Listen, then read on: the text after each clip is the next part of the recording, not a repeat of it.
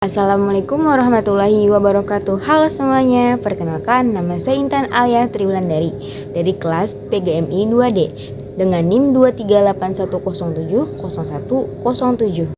Video ini saya buat untuk memenuhi tugas struktur UTS kajian IPA dengan dosen pengampu Ibu Nur Atiko. Selamat menyaksikan. Soal nomor 1. Perbedaan hewan dengan tumbuhan. Perbedaan hewan dengan tumbuhan. Hewan tidak memiliki dinding sel, sedangkan tumbuhan memiliki dinding sel yang terbuat dari selulosa. Dinding sel ini memberikan struktur pada sel tumbuhan. Yang kedua ada plastida.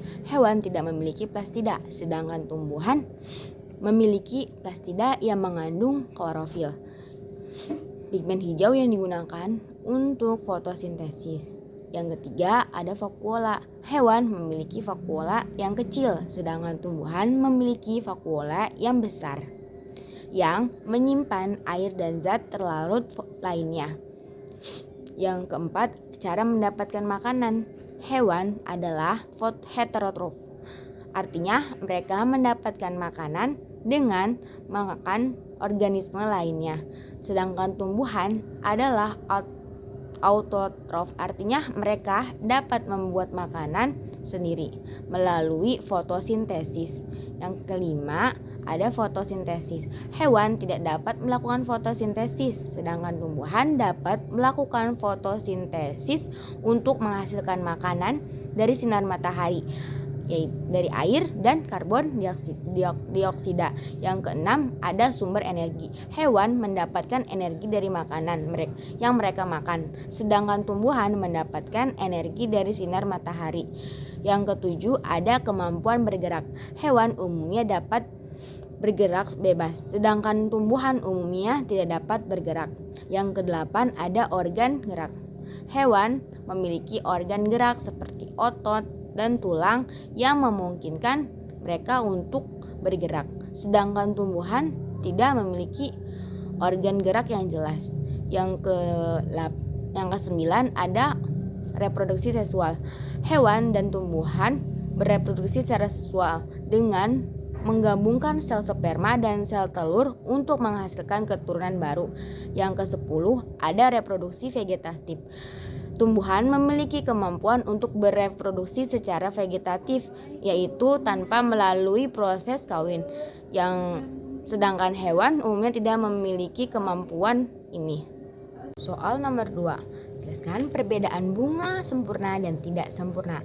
Menjelaskan juga proses perkembangbiakan bunga sempurna dan tidak sempurna. Perbedaan bunga sempurna dan tidak sempurna. Yang pertama, ada bunga sempurna memiliki 2 organ reproduksi lengkap, yaitu benang sari atau kelamin jantan dan putik atau alat kelamin betina dalam satu bunga yang sama. Yang kedua, ada bunga tidak sempurna, yaitu hanya memiliki 1 organ reproduksi, yaitu benang sari atau putik. Bagaimana proses perkembangbiakan bunga sempurna?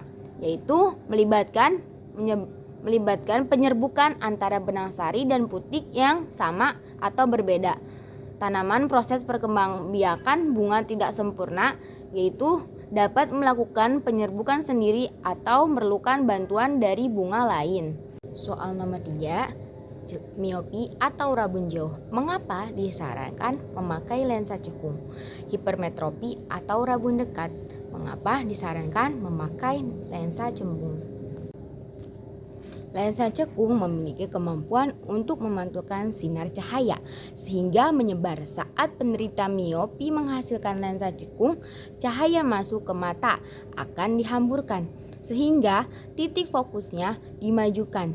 Dengan demikian, bayangan benda-benda jauh akan jatuh tepat di retina dan terlihat jelas.